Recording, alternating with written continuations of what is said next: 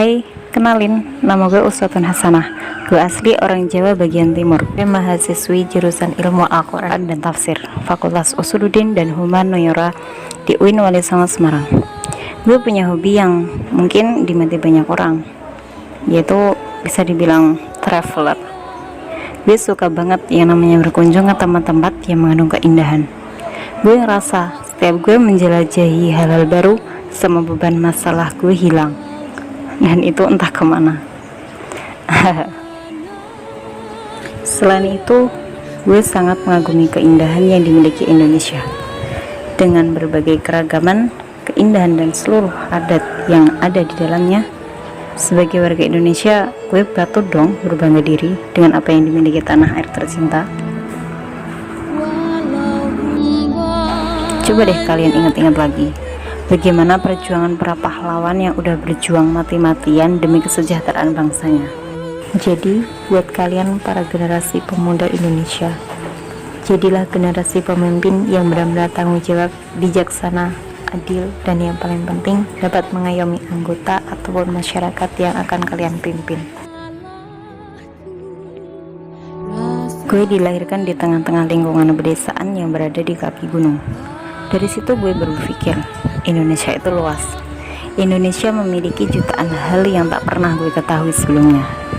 Akhirnya rasa penasaran gue pun tumbuh sejak saat itu. Gue bakal buktiin sama orang-orang bahwa tanah airku adalah kebanggaanku.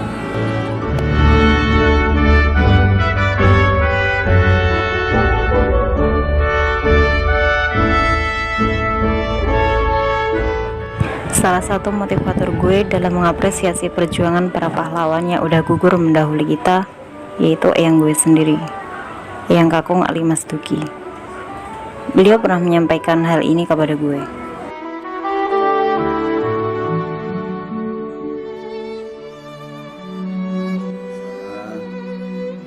Perjuangan bangsa Indonesia sebelum kita merdeka.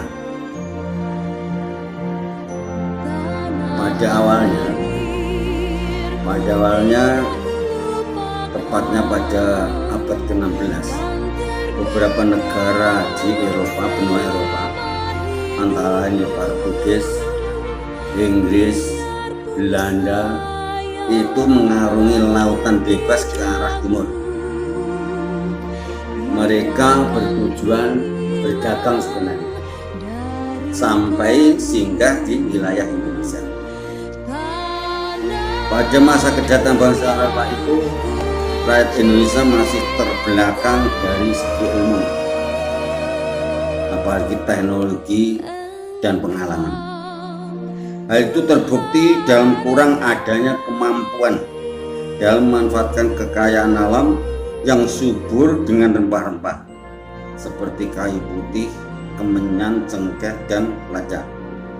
Sebaliknya, bangsa Eropa sudah merupakan bangsa yang sudah canggih, berpengalaman di bidang perdagangan maupun pengolahan hasil-hasil rempah-rempah tersebut. Maka dari itu, di negara Indonesia, rakyat Indonesia mudah sekali diperbudak oleh negara-negara tersebut. Nah, karena saking bodohnya, Belanda bisa menjajah negara Indonesia, dan rakyat Indonesia pun dikenakan kerja paksa, kerja rodi.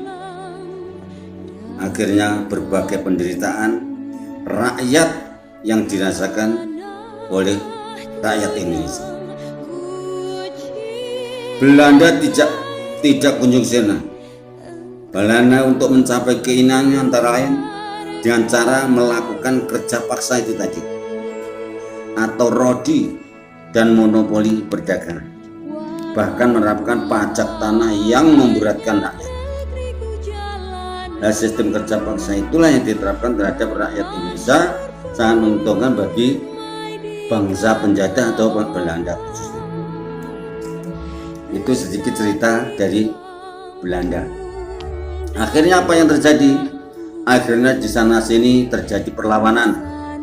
Di antaranya adalah perlawanan rakyat Aceh. Rakyat Aceh yang dipimpin oleh Cutnya Teuku Umar dan Teuku Cik Ditiro, ditambah lagi Panglima Polim, itu yang akhirnya menyerang Belanda. Walaupun demikian, oleh karena di sana sini terjadi pemberontakan, namun peradaban raja-raja di Indonesia itu masih rendah, sangat rendah, sangat bodoh, bisa dibohongi oleh bangsa Belanda. Akhirnya apa yang terjadi? Pemberontakan itu semua kalah, musnah. Akhirnya selama 350 tahun negara Indonesia dijajah oleh bangsa Belanda. Kemudian kedatangan lagi, yaitu dari negara Jepang. Negara Jepang itu berpropaganda, bilangnya negara Jepang itu akan membantu rakyat Indonesia, yaitu bertujuan membebaskan bangsa Asia dari penjajahan bangsa Barat. Kemudian Jepang membentuk gerakan 3A. 3A itu artinya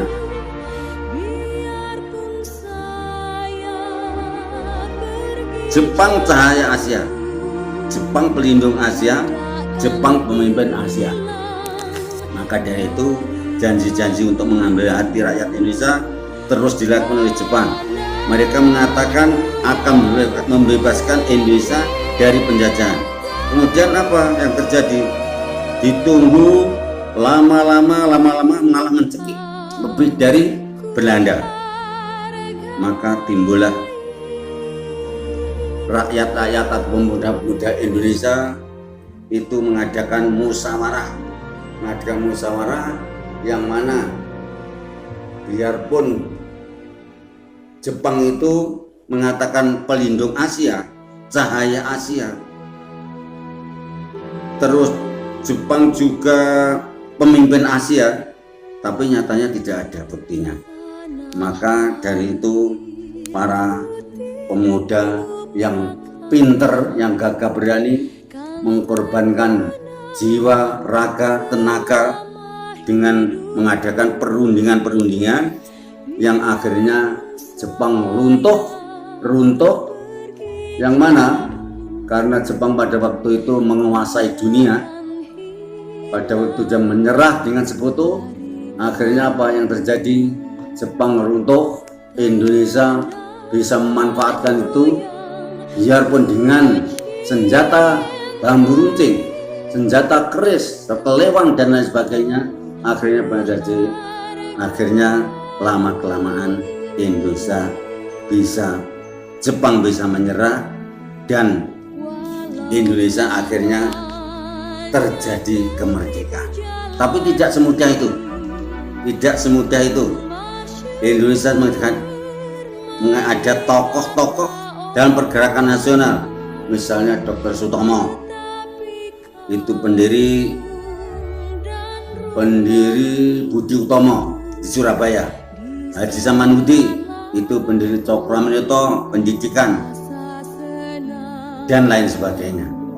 Dengan demikian, oleh karena rakyat sudah jelek, sudah jemu, sudah walek dijajah Jepang, akhirnya Jepang hanya 3,5 tahun menjajah Indonesia, akhirnya bisa dikalahkan oleh rakyat Indonesia, walaupun dengan senjata yang sangat sederhana, yaitu bambu runcing dan juga senjata mesin tembak, tapi hanya tembak-tembak rampasan itu. Akhirnya tepatnya pada tanggal 17 Agustus 1945 telah merdeka, bahkan pada saat ini masa-masa pembangunan. Maka dari itu Sekali lagi, pada tanggal 17 Agustus 45 sekitar pukul 10 waktu Indonesia bagian Barat, teks proklamasi dibacakan di Jakarta di Jalan Pegangsaan Timur nomor 56 Jakarta. Mulai saat itu negara dan bangsa Indonesia merdeka dan bebas dari penjajah. Demikianlah sekelumit